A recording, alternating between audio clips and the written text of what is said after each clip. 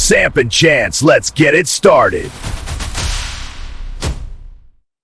Hey, everybody. Welcome back to another episode of Samp&chance Wrestling. I am your host, Bobby Sampson, joined as always, my man with the master plan, Mr. Chance Michaels. Chance, how you doing, buddy? Doing good yourself? I can't complain, man. Looking out the window, it looks like we finally get winter here, man. It's snowing like nobody's business out here. I don't know what it's like for you guys, but Not in the valley, not at all. yeah, lots of snow out Not here, yet, man. at least. Rooftops are getting covered. Everything's getting No, we're covered good out right here. Wow, crazy. You would think you would get it Okay, more out not that here. way. Amazing. Not yet, at least. Oh, wow. All right. Well, hopefully it comes your way. You guys should be getting it. So, Yeah, maybe. what a crazy week in WWE, man. Cody Rhodes becomes world champion. I got 3 words for it. Fickle, fickle, fickle. The fan base is perhaps the most fickle fan base in the history of any kind of sports in the world, wrestling fans in general. Man, 2 years ago, they loved the guy. They couldn't get enough of him. Now they want to destroy him and get rid of him. On the flip side of that, Danhausen made his debut at Elimination to a fucking sea of booze. Now he's selling the top merch, #1 guy in the company. Wow. Your thoughts? Well, like I said a couple years ago, Cody Rhodes is only popular with the hardcore wrestling nerds. He's not popular with the casual fans. So there's so much to unpack here. But #1, he's the Cody Crybabies. It's just a real thing. Once Triple H caved to the Cody Crybabies and let them change the main event and got The Rock out of there, what do they expect? Of course they're going to turn on him, right? The casual fans could care less about Cody Rhodes. He's just a mid-card guy at best to them, right? These are the hardcore fans. If they don't get what they want, these are the Cody Crybabies attacking Cody because they move on, right? We got a short attention span. We're moving on. This bot thing, it's hard to say because some reports are saying it was somebody paid $250 to get 100,000 dislikes. Possible. Some people saying that's bullcrap. We don't know. I'll tell you one thing. How many times have people bought bots to like the WWE stuff and make their likes go up? This is not the first time this has ever happened. So WWE is playing, they're running cover here and saying, well, this is not true. We all love Cody. This bot thing, it's all bots. This is not true. We don't have 100,000 dislikes. But when you have 100,000 likes, are those bot farms too from a fan that likes you guys? We don't know, right? So it's a bad look. He shouldn't have been back in the main event that fast. I understand they had to take the belt off of Drew because he's going to film Highlander the day after WrestleMania, but he should never had the belt. If you're going to take it off him that quick because he's leaving to do a movie, don't give Drew the belt in the first place. And this is just a big kerfuffle. And so now they're pointing the fingers, blaming the fans, but these are the fans that Triple H catered to, the Cody Crybabies. And now they're turning on you, Triple H, which I said a few years ago, don't cater to them. They're going to burn you down. They're burning him down. He doesn't know what to do. He's just throwing spaghetti at the wall and hoping it sticks. Yeah, but Randy versus Cody is a good match, though. It's nothing wrong. It's a great match. It makes more sense than Drew and Orton. Honestly, it does. The storyline's built in. I mean, you take the belt off of Cody there, you have to turn the guy heel now, right? Like something has to give here to make the story. Cody doesn't want to be a heel, and he's got a lot of power back there, so I don't think he's going to turn heel. Well, if he is, he better hurry up on it quick, right? I understand. I got no problem with Cody and Randy myself personally. I get why fans are tired. This is the 4th year in a row of this guy.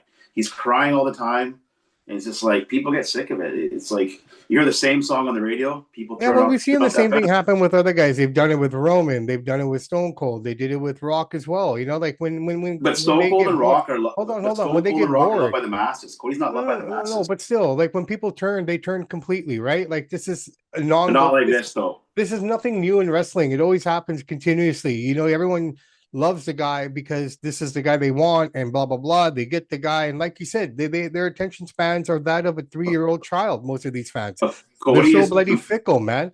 And I'm not disagreeing with you. I'm not saying anything you're wrong. Yeah. I'm just adding on to it, right? Like, yeah, no, fair enough. I would say right now, Cody Rhodes and Triple H are the 2 most hated men in pro wrestling hands down. Who cares about the bot stuff? We don't know what's true, what's not. I'm sure there was some bots for sure.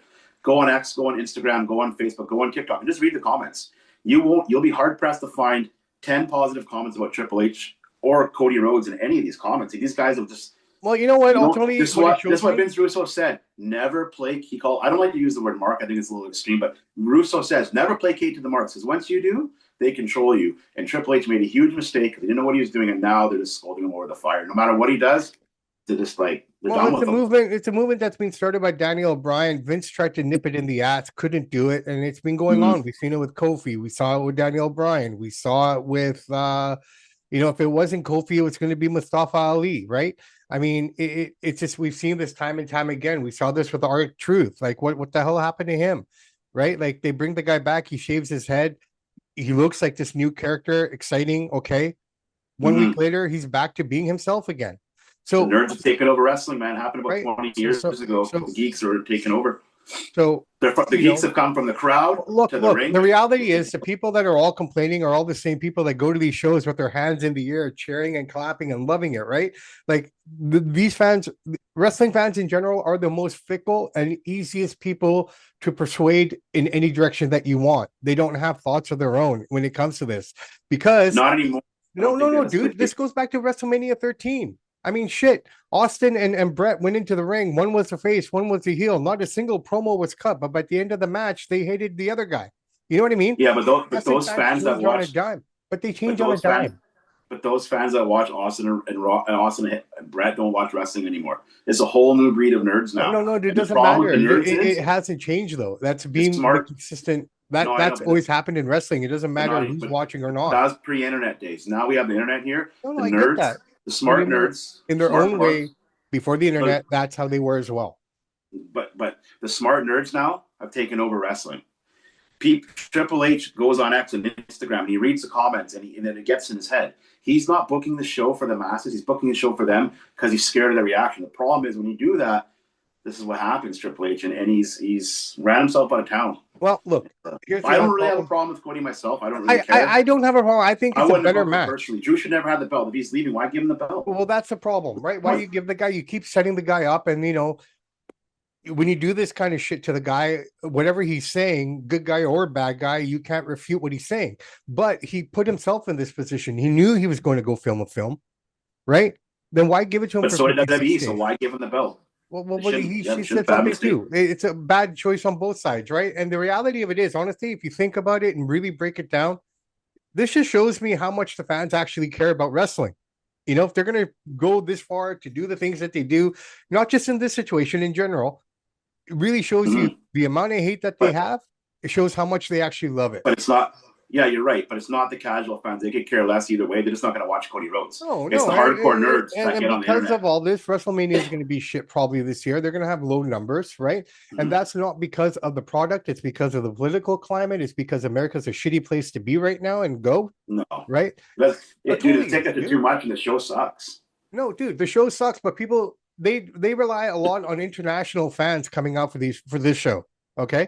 Yeah, but if the show's that good, if it's that good, it'll sell out. No. But the reality is, it's hard to. People don't want to travel to America. That's one issue. Okay, but still, America has 200 million people. You can sell. You should be able to sell that out. It won't because they rely on the international fan for WrestleMania more so than any other show. But still, mostly Americans in there, though. I would say 80-90% are Americans. You got a guy from Brazil, guy from India, guy from China. When I went to WrestleMania, it's mostly Americans, some Canadians, and then some regular people. But the bottom line is the show is just not very good, and it's just not creative, and people are they're blacking out 50-mile radius so people can't watch it on TV to force people to spend $1,200, $2,000 to go to the stadium. That's wrong on their part. I mean, wrestling is for the family, for the kids. You're taking it away from your core group of people, your generational, the next group of fans that are coming in. TKO is destroying that. I mean, this is not a Triple H is to blame. TKO is to blame. They're all to blame, but we can't just keep pointing the finger at the one guy. They're all involved in this. The problem is like here's the thing. You can't blame Road Dogg. No, this is the funny thing, and I saw a comment on X. This is like a really good comment. The hardcore fans loved NXT and Triple H. They thought he was Don King, Bob Airman's going, yeah, sure. Maybe NXT. I never watched it. Maybe it was maybe he was doing a good product on it. Who cares? He got 600,000 viewers. But for us to think that he can go from booking a bunch of indie guys to come to Raw and SmackDown, the guy's not creative. Bret Hart said it best. Triple H is not a creative guy. Doesn't mean he's not smart. Doesn't mean he's not a good guy. He's just not creative. He doesn't have the father-in-law to run the show. He doesn't know what he's doing. And you can watch Unreal. Just watch the show Unreal, and it's just a cluster. It's just so discombobulated. There's no leaders there. It's 7-8 people in a room. Nobody knows what to book. People are saying, I don't know what to do. You would never say that if Vince McMahon was there. If you said that, you're out the door. You better have an idea, good or bad. Say something, but it's just there's no leadership at WWE anymore. Well, they got new Blind you're writing leading people the in blind there. and They got new sink the writing ship team in. in there. They got a new writing team in there. Road Dogg's not there, so you can't blame him anymore, Chance. Mhm. You know, so everything that we've seen Well, from you wrote Friday, it on to every write it, but all the blame goes to Triple H. no, He you signs can't off blame on it, Triple right? H Back either. on It's more the blame goes around. I don't think it's just one person you can blame. He's the head of creative. Not He's the head of anymore. creative. No, he's got some new people in Triple there H is head now. of creative, but he gets Yeah, the final say though. He's the final say. but he's He's the not boss writing it. He's not backstage. making the decision at what's at the Yes, table he now, is. right? But He makes the he's final signing off call. on exactly. So he Okay, gets good so or here's bad, right? another problem that they have now. Brock Lesnar, Mhm. new problem emerging with him now. He's saying that until he's around, maybe up until his final match, he does not want to go losing. He doesn't want to lose. Yep. So now they're scrambling, like, well, what the hell do we do for his WrestleMania match? Because if you put Obi in there, you don't want Obi to lose. Not like that, not Yep. that soon. So now they're wondering what do they do? It looks like it's probably going to be LA Knight because he's the only guy who's probably could take a fall and lose, right? But Brock is saying he doesn't want to Well, lose. He doesn't want to there's put the anyone problem. over. When you have a guy like Brock Lesnar, who's the alpha male, Brock's the alpha. What's Triple H going to do? Brock does not respect Triple H as far as a booker and creative. We just don't forget when he knew McMahon was leaving. What did he do? He walked off. They can't control Brock. Yeah, McMahon's but the only guy. that's just But hold on. that What I'm he saying should is, be so thinking about business, man. I get it. He's so rich, dude. He is. He's thinking about Brock business. He's like Stone Cold. You know, Hogan's done this. They've all done this. We're not going to lose. We're not going to lose. That's why Austin took his ball and went home. Didn't want to do business with the coach. Long story short is there's no respect backstage from guys like Brock don't respect Triple H's role, don't respect his word. He's like, I'm not going to lose. What are you going to do about it, Trips? Sorry. It's not great. I don't agree with Brock doing that, but that's his mentality. If Vince was there, Vince would be able to talk some reason into him or figure out a different plan. But Triple H is not capable. And so Brock's going to run rampant on the guy. What is he going to do? He's got a big problem on his hands now. Well, it looks like we're going to probably get Dom versus Finn Balor at Mania now too. They finally turned on him. Fowler is now kicked out of the Judgment Day. So that's just some little news that we can throw out there a little bit here. But other than that, man, listen, we got AEW Revolution happening this weekend as well. You got one. We didn't talk about the biggest story in wrestling. You guys forgot about that. Biggest story in wrestling right now is Logan Paul's viral video. But who says that's the biggest story in wrestling, dude? What's got the most views and the most talked about that I've heard. Okay, well, I've heard all the shows. I've seen it, but I wouldn't go as far to call it the biggest story in wrestling. Oh, hands down. It was funny, but it wasn't the biggest story. No. So he's got So he's got the Tom Brady thing going on, which Tom Brady's going to come to Mania and confront him with Gronk. So there's that, right? And then we got the whole Le'Veon Bell thing, and it was going to be a legit fight. However, he didn't ask permission, so that was purposely timed. Like that Chris guy from whatever talent relations called and said he can't do it. Logan did that on purpose. And the funny thing was he put the F word from his little board there on the thing, which is pretty cool. So he's generating a lot of buzz, a lot of heat.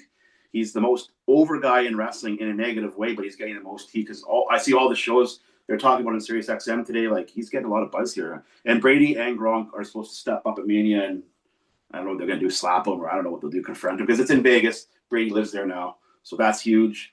That's probably the biggest story of WrestleMania. I would say Logan is just he's creating a buzz for this show that has no buzz, and they're talking about NFL Network this morning. Logan Paul, Le'Veon Bell on the radio, so it's catching on when the regular shows are getting on it. So good for Logan for doing something to create a buzz, right? Sure. And I don't blame WWE for not doing that. All right, so like I said, we have AEW Revolution coming up this weekend. It's a pretty packed card, man. Should we go through it very quickly here? Yeah, bring it up quick, yeah. All right, so basically we've got Toni Storm against Marina Shafir probably opening up this card here. Marina's really come in her own, man. If you think about it, she came with Ronda Rousey, Shayna Baszler, that whole crew. She's looking great. This should be a really fun match. These girls hit really hard too. But that being said, I think Toni Storm's going to walk away with this match. Do you have any thoughts on this one or anything? Well, I don't know if it's opening or not. I don't think they've actually said what's opening the show, so I can't say that. But they're both good. I don't know what to say, man. Tony Khan's unpredictable, so probably go with Toni Storm. All right. It out, but I wouldn't be surprised if probably Marina takes it either. Probably one of the best matches on this card here. Andrade El Idolo versus Bandito. This match could be a cracker, man. These guys can move. These guys can run. These guys can go in. And the way Andrade's going these days, the way he's working, He's looking great, man. It looks like he's got a lot of shit off his shoulders in the back rear view mirror. He's really focusing on his craft. This should be a really fun match. I'm looking forward to this one in particular. What do you think? No, Bandito, I mean, Andrade is one of the hardest working guys in the ring right now, but he has no character and he can't talk. So that's what hurts him. And he'll never be much more of a mid Hence card why guy. he's got the Don Callis behind him. Yeah, so he'll get a chance to go in the AEW title run. Eventually, it won't. Like, he's just not a champion, right? He's a great worker. He's doing awesome. Yeah, it'll be a good match. I can't deny it. If you like a spot fast, high flying match, this is going to be the match on the card that's going to stand out for that for sure. Besides maybe the Young Bucks. All right, Swerve Strickland, Brody King, filler match until Kenny Omega gets back here. This one's going to be bloody, man. This is going to be a bloody, vicious match between these two guys. I still say Swerve's going to probably get over, but he's probably going to have to choke him out with that chain the way he did on Wednesday. Man, what do you think? Brody King's absolutely terrible. He's lazy, he's slow. He's a big guy. I wish he'd fight more. Like he throws some good punches, but watching him in the ring is he can't talk. It's like watching paint dry. This is absolutely. I like Swerve, but this is absolutely change the channel or go get a drink from the fridge because there's not much to say about this match. But yeah, Swerve will probably choke him with that chain. Okay, well, I disagree. I think this is going to be a good match. I think the toilet break match of the show will be this one, the AEW Trios. You just said that was it. So you're changing your toilet break match to this match now? Because you said it was Brody match. No. I never said that. I said there was going to be a good match. This is my toilet break match. Well, I thought you just said bathroom break. No. I said the bathroom break match for me would be this one, the one I was just bringing up. No, I know, but before that, you said you maybe misspoke because you did say it was Brody and Swerve. No, I didn't say that. I didn't mean that. If I did, anyways, I apologize. Anyways, this is the toilet break match for me. This is the trios tag team match for their title. Mystico, Speedball, Mike Bailey, Kevin Knight versus Mark Davis, Kyle Davis, and Okada. Absolute filler. The trios title is a ridiculous belts to have. I mean, you can have a 6-way match, but to have a 3 titles for that is just I don't understand that. This is too many belts, man. Maybe it'll be an okay match. I mean, does it get me excited? No, nobody knows who these guys are besides Okada. Nobody knows who any of these guys are. Maybe Speedball. Some people might know, but even then, it's very obscure stuff. AEW World Tag Team Championship match, the FTR versus the Young Bucks. Good guy Young Bucks versus bad guy FTR. You know what? They're going to put on a good match regardless, but I'm not really invested. We've seen them enough times. And when I look at the Young Bucks, them being faces just doesn't make any sense because they're so vile. They've been vile for so long, and all of a sudden they're good guys. And because FTR did stuff to them that they've done to everyone for the last 3-4 years, you know what I mean? For people, this is what I'm talking about. Fickle fans, like are you talking about vile? Like they're vile in real life? Well, no, just the vile actions in the ring, just their characters, what they do, right? Like with the spiked shoes, the horrible beatdowns that they've given some of these guys and stuff like that. It's like people forget so quick. That's why I'm saying wrestling fans are fickle. Like they're all loving the Young Bucks, but for 4 years they hated the shit out of them. Well, the nerds are, yeah. The nerds are no, just wrestling fans in general. Stop calling them nerds, man. Because you're offending people. Okay, you're offending people. Hold on. All right. So hold on. 1 second. When 600,000 to 700,000 people watch Dynamite, those are wrestling nerds. That's not a bad thing. That's a hardcore fan. Mark is even worse than the word nerds. Nerds is not a bad thing. When you get 2 to 3 million people, you have the casual fan. So this show here is all for the wrestling nerds. And it's not a bad thing at all. There's nothing wrong with being a wrestling nerd. Okay, so AEW Continental Championship, no time limit. So this match happened at Grand Slam. It was a 20-minute time limit match. They opened the show, John Moxley and Kensuke. They opened up the match and went to a draw. And I at that point, I was like, well, what the hell is this? This is your opening match of the night, and this is how you're starting it with the draw. So now it's a no time limit match. So these two are going to go at it. And they had a great match in 20 minutes. So I'm actually looking forward to it. John Moxley is probably one of the hardest working guys on that roster, the most reliable guy on their roster, always there, ready to go. I mean, out of everyone they've signed from WWE into this company, this is probably the best guy they've ever signed in terms of reliability, work rate, and just being there. Yeah, he's reliable. I don't know if seeing him all the time bleeding and all that stuff all the time, it gets kind of tiresome every match. He's kind of the same match, which I get that's his stick, but maybe give him a couple of pay-per-views off because people get tired of seeing the same thing all the time. It should be a good match, but like I think he needs a little bit of time off. Tell him to go to Hawaii for a month, because like wrestling needs to be fresh. Hey, dude, he was ready to go for vacation, and they called him back. They said, "No, we need you. We're short people." And that goes to show this has happened twice to him now, where he's left to go for vacation. That goes to show you, and it goes to show you WWE and AEW can't create new stars. Next man up, next mid card or mid woman up, and they just don't have that. And that's the problem here. Well, see, with the AEW, they got guys up there that they can bring up, but they don't, because this is very evident of this last match that I'm bringing up. And I'm going past the Women's World Championship match. It's 2 out of 3 falls. Tekla versus Chris Statlander. I don't know. I really don't have much to say about this much, because I don't know much about Tekla, who's champion right now. Nobody does. Statlander, she's been there since the beginning. She's a good hand. So I really have no idea, but I'm going to go Chris on this one. I think Chris may take it quickly. Anything? Yeah, this one's hard to call, dude. Like I said, Tony Khan is schizophrenic booker. I mean, you could throw a dart at the board. I guess I'd probably say Statlander, but I mean, I wouldn't be surprised either way. Who knows? Maybe this match may be the best women's match of the show. You never know. You never know. You never know with anything, right? Like, I mean, any card, boxing, wrestling, you never know until you actually see it. All right. So for the 15th time, and I'm not saying it's the 15th time, it's an exaggeration, obviously. MJF versus Hangman Page. This time, Texas death match. If Hangman loses, he can never, ever challenge for the championship again, regardless who has it. Good stipulation. It's a good stipulation. No, it's fine. It's a good stipulation, but we've seen this match. We've seen this match. The Hangman and MJF. How many times are we going to watch them go again and again and again? This is the same Cody thing. Rhodes every WrestleMania. That's what I'm saying. But no one's complaining about this. This is the thing, right? Like they're quick to complain about everything on one side, but they're not willing to say the same thing about the shit that's happening over here. And it's the same thing. Because they have less fans and less broader audience, so they're going to get less complaints because it doesn't get as noticed as much. You only got 700,000 people watch it. Nobody watches Dynamite. If you're at 1 million people, but more people watching. Majority of the people who are complaining about WWE are the ones that are praising this. The same people. Some people. Same people. Majority of the same people are supporting one thing, but disagreeing with it. Exact same. That's the majority when only 600,000 people watch Dynamite. Right? Most people don't watch AEW. I'm just talking even wrestling fans. Most wrestling fans don't watch AEW. No, I get it. Nerds do, but I get it. But of those those are the same 600 fans that complain about one thing, but are happy when it happens on their show. But WWE has 4 times the audience. You're gonna get more complaints. This is how it goes. It's a numbers game in wrestling, right? Okay. That's how I look at it. But this match might be good, though. I mean, it's a good stipulation. Yeah, no, I mean, it's fine, but I'm tired of the match. I've seen it too many times, right? And I'm tired of Hangman. And Hangman. Like, dude's a failed experiment. Hangman is AEW's Cody Rhodes. They just he's a failed experiment. He truly is.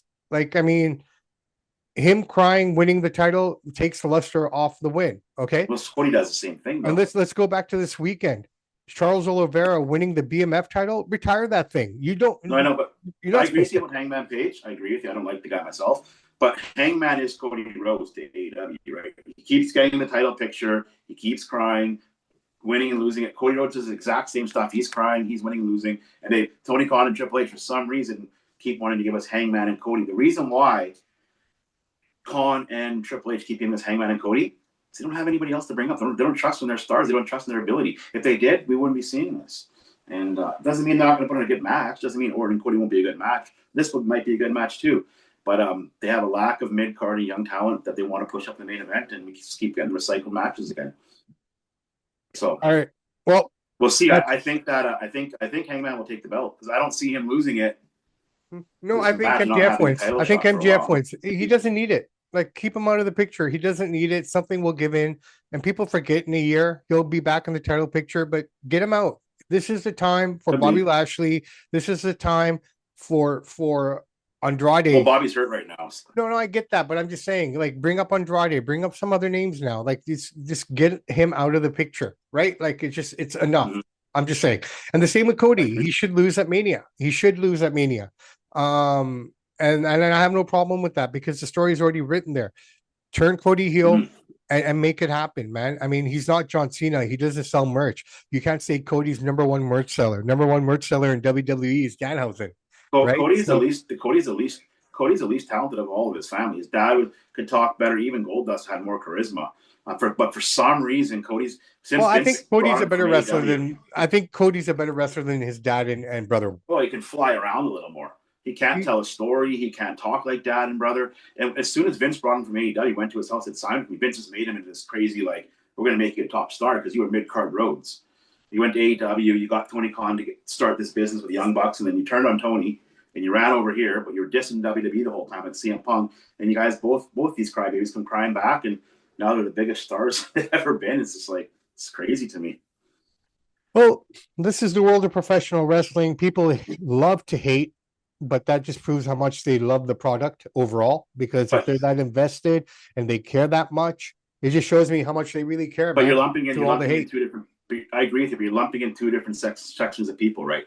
You're right. A lot of people love to hate, but these are the hardcore nerds. The casual fan could care less about Hangman Page and Cody Rhodes. So I'm not going to count that. I'm not dumping. I never once mentioned the casual fan in that comment, bro.